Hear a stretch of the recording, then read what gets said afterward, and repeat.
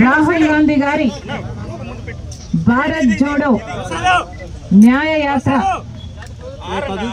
ఉద్దేశము మన భారతదేశంలో మన హక్కుల కోసం కొట్లాడాల్సిన అవసరం వచ్చింది కాబట్టి భారత పౌరుల హక్కులు కూడా వాళ్ళకి అందటం లేదు కాబట్టి భారతదేశ పౌరుల హక్కుల కోసం కొట్లాడే దిశగా రాహుల్ గాంధీ గారు భారత్ జోడో న్యాయ యాత్ర మొదలుపెట్టారు.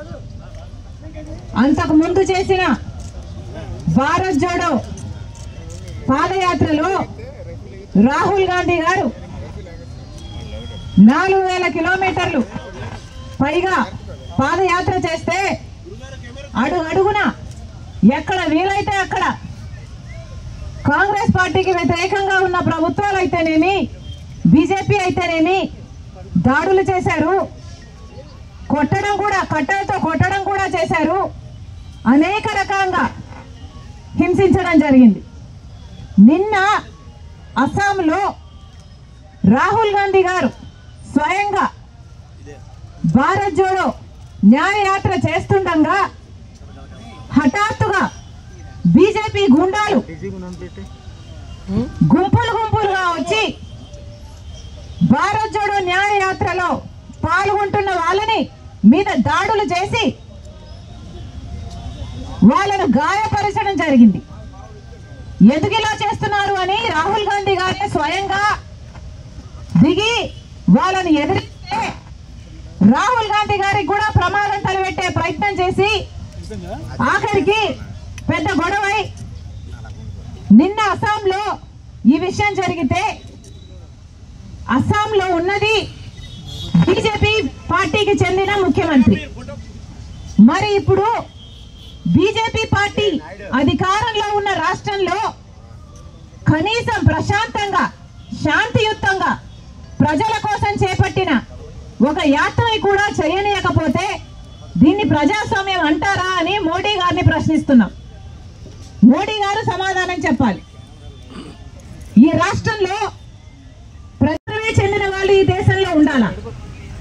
ఇక్కడ ఎవరు మిగతా వాళ్ళని ఎవరిని బ్రతకనివ్వరా? ప్రశాంతంగా ఉద్యమాలు కూడా చేసుకునివ్వరా? ప్రజల కోసం కనీసం కొట్లాడనివ్వరా అని మోడీ గారిని అడుగుతున్నా. మోడీ గారు దేశ ప్రజలకు సమాధానం చెప్పాల్సిన అవసరం ఉంది.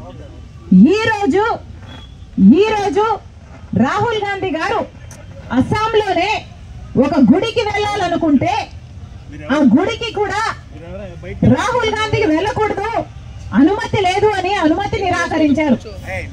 బీజేపీ ప్రభుత్వము అస్సాంలో ఉంది, ఆ ప్రభుత్వం అనుమతిని నిరాకరించారు. ఎందుకు నిరాకరించారయ్యా అని అడిగితే ఎక్కడో అయోధ్యలో రామ్ మందిర్ ఏర్పాట్లు జరుగుతున్నాయి, ఆ కార్యక్రమం అక్కడ జరుగుతున్న సమయంలో ఇక్కడ అస్సాంలో రాహుల్ గాంధీ గారు గుడికి వెళ్ళకూడదట. ఇది ఎక్కడ న్యాయమని అడుగుతున్నాం. అంటే గుడికి వెళ్ళడానికి కూడా మోడీ గారి పర్మిషన్ కావాలా? గుడికి వెళ్ళడానికి కూడా బీజేపీ పర్మిషన్ కావాలా? గుడికి వెళ్ళడానికి కూడా బీజేపీ కార్యకర్త బీజేపీ నాయకుడు లేకపోతే ఆర్ఎస్ఎస్ లేకపోతే విహెచ్ఓ వీళ్ళ ఈ సభ్యులే అయి ఉండాలా? సామాన్య ప్రజలకు కనీసం గుడికి వెళ్లే హక్కు లేదా అని అడుగుతున్నాం. ఎందుకు నిరాకరించారు మోడీ గారు? అస్సాం చీఫ్ మినిస్టర్ సమాధానం చెప్పాల్సిన అవసరం ఉంది.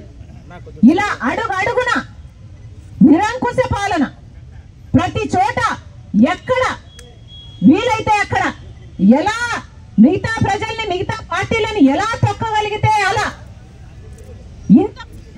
ఇంత నీచమైన పరిపాలన చేస్తుంటే దీని డెమోక్రసీ అని ఎలా అంటారు? ప్రజాస్వామ్యం అని ఎలా అనుకోమంటారో మోడీ గారు సమాధానం చెప్పాలి. ఈరోజు రాహుల్ గాంధీ యాత్ర పైన జరిగిన ఈ దాడులకు నిరసనగా మహాత్మా గాంధీ గారి విగ్రహం దగ్గర కాంగ్రెస్ పార్టీ ఈ ధర్నా చేపట్టడం జరిగింది. ఈ నిరంకుశ పాలన ఆగాలి, ఇది ప్రజాస్వామ్యం అని బీజేపీ పార్టీ మోడీ గారు గుర్తుపెట్టాలు చేసుకొనివ్వాలి. మరొకసారి మోడీని హెచ్చరిస్తున్నాం. ఎలక్షన్ల సమయము ప్రజలు గమనిస్తున్నారు. మీ నిరంకుశ పాలన మీరు ఆపకపోతే ప్రజలు మీకు బుద్ధి చెప్పే సమయం వచ్చిందని మోడీ గారిని హెచ్చరిస్తున్నాం. క్షమాపణ చెప్పాలి. కాంగ్రెస్ పార్టీకి చెందిన రాహుల్ గాంధీ గారి యాత్రని